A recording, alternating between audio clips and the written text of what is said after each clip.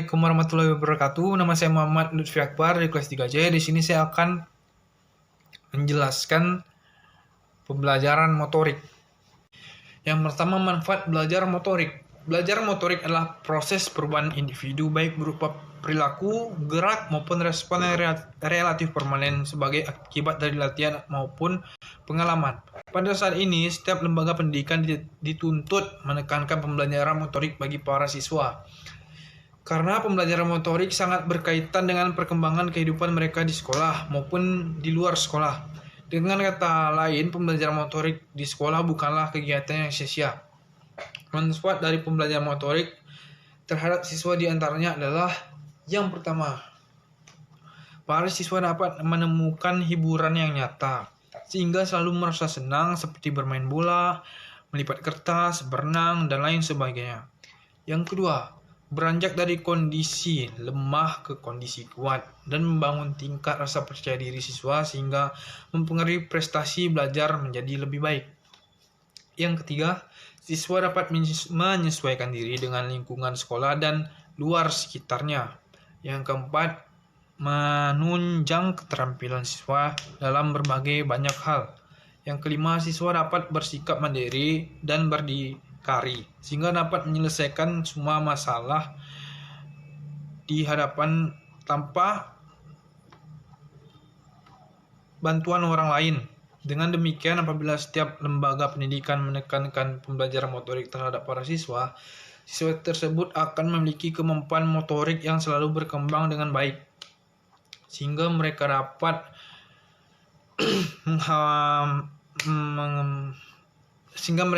mengembangkan berbagai hal yang ada dalam diri mereka menjadi sebuah prestasi.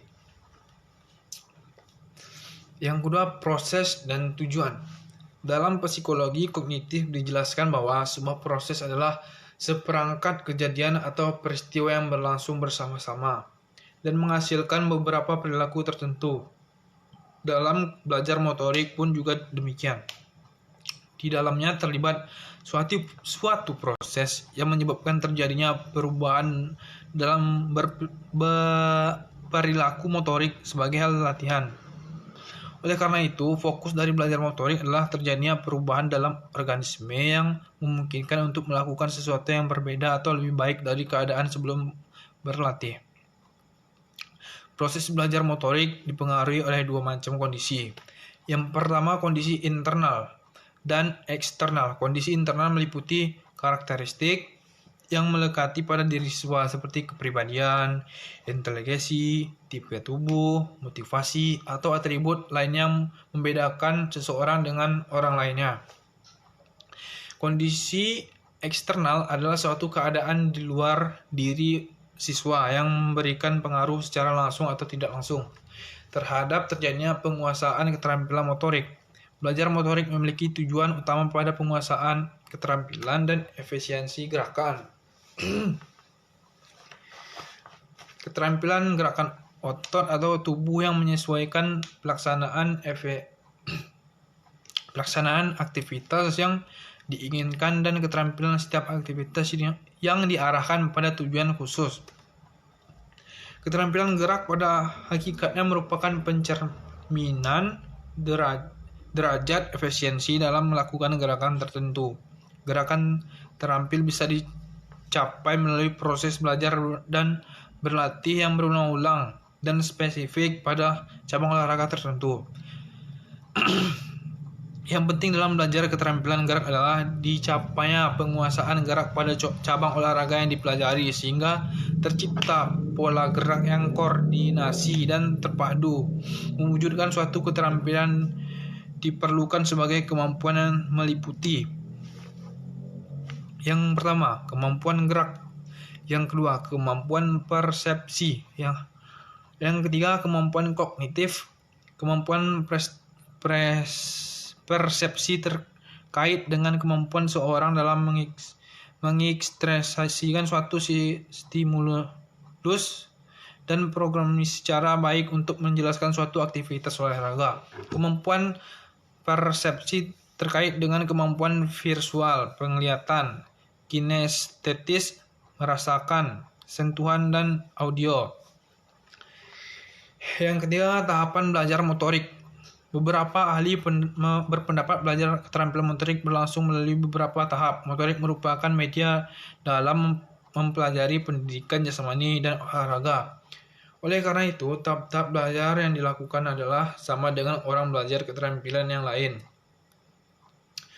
Robbie 1972 membagi tahap belajar motorik dalam beberapa tahap, yaitu tahap pembentukan rencana, yang dua tahap latihan, yang ketiga tahap pelaksanaan. Mengikuti pendapat First dan Foster yang menyatakan bahwa belajar keterampilan motorik berlangsung melalui beberapa tahap. Yang pertama, tahap kognitif. Tahap ini merupakan tahap awal dalam belajar motorik.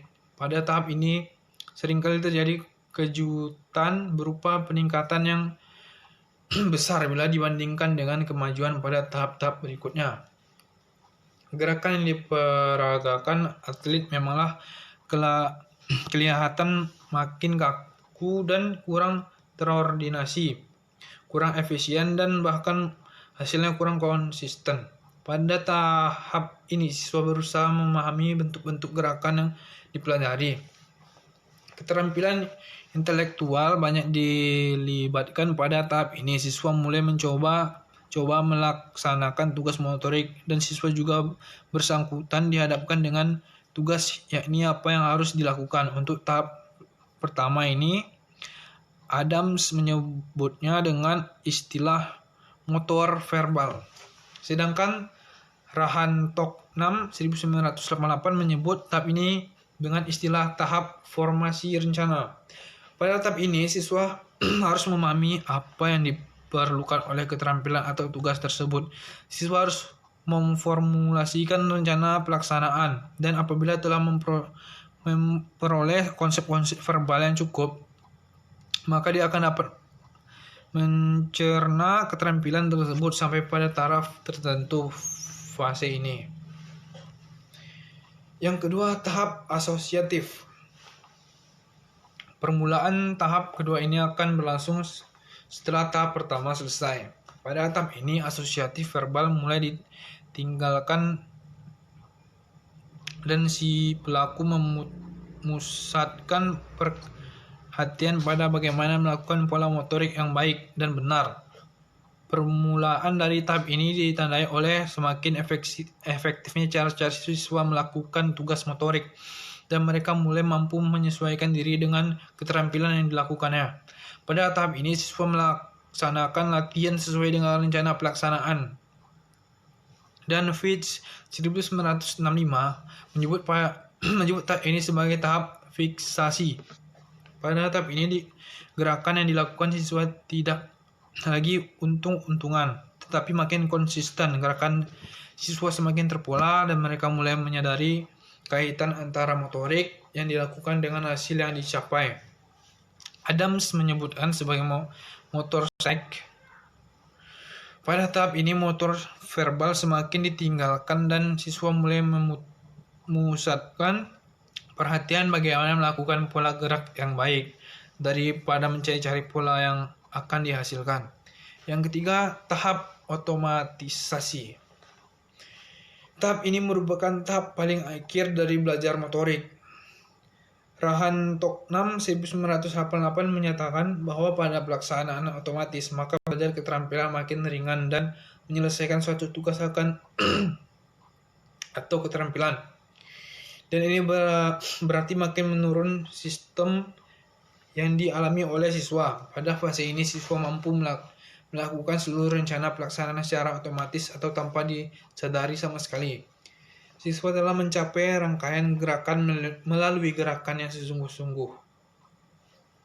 Dan rentangan keselamatan mulai berkurang. Pola gerakan sementara telah disempurnakan. Dan siswa melakukan seluruh pola gerakan secara otomatis dengan hasil yang cukup memuaskan. Yang menarik adalah pelaksanaan tugas gerak dilakukan tidak terganggu oleh kegiatan lain yang terjadi secara simulat. Dan siswa tidak terlalu banyak menumpahkan perhatian pada tugas gerak yang sedang dilaksanakan. Keuntungan dari otomatisasi gerakan ini, siswa akan dapat memproses informasi penting yang lain yang dapat menunjang tugas gerak seperti teknik bermain yang harus digunakan. Yang keempat, perkembangan motorik. Perkembangan motorik adalah proses tubuh berkembang. Kemampuan gerakan seorang anak pada dasarnya perkembangan ini berkembang sejalan dengan kematangan saraf dan otot anak, sehingga setiap gerakan sesederhana apapun adalah merupakan hasil pola interaksi yang kompleks dari berbagai bagian dan sistem dalam tubuh yang dikontrol oleh otak. Dan patut diingat, perkembangan setiap anak tidak bisa sama, tergantung proses kematangan masing-masing anak. Hal ini menjadi penting diperhatikan agar segala keterlambatan atau gangguan pada kemampuan motorik bisa segera terdeteksi dan dikoreksi. Keterlambatan yang tidak diperhatikan bisa saja akan berpengaruh dan perkembangan motorik kasar dan halus lainnya. Perkembangan motorik si kecil dibagi dua, yaitu motorik kasar dan motorik halus. Motorik kasar adalah gerakan tubuh si kecil yang membutuhkan koordinasi dan keseimbangan atau anggota tubuh dengan menggunakan otot-otot besar. Contoh, motorik kasar adalah berjalan, duduk, menendang, dan berlari.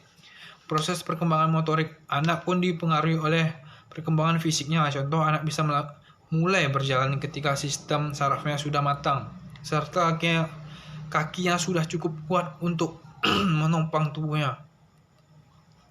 Sementara motorik halus adalah gerakan tubuh si kecil yang menggunakan otot-otot kecil dan melakukan gerakan yang tidak terlalu banyak.